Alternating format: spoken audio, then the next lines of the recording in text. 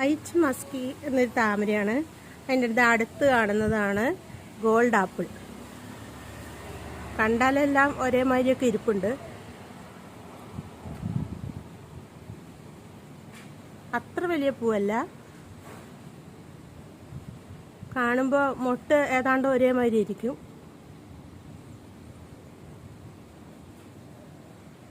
അതേമാതിരി ഏതാണ്ട് സെയിം പൂവ് തന്നെയാണ് ഇതിൻ്റെ അടുത്തുള്ളത്. ഇപ്പം പൂവില്ല അതിൽ.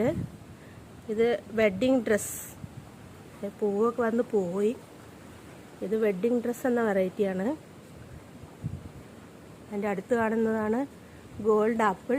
അതിൻ്റെ അപ്പുറം ഉള്ളതാണ്, ആ പൂവ് വിരിഞ്ഞ് നിൽക്കുന്നതാണ് വൈറ്റ് മസ്കി.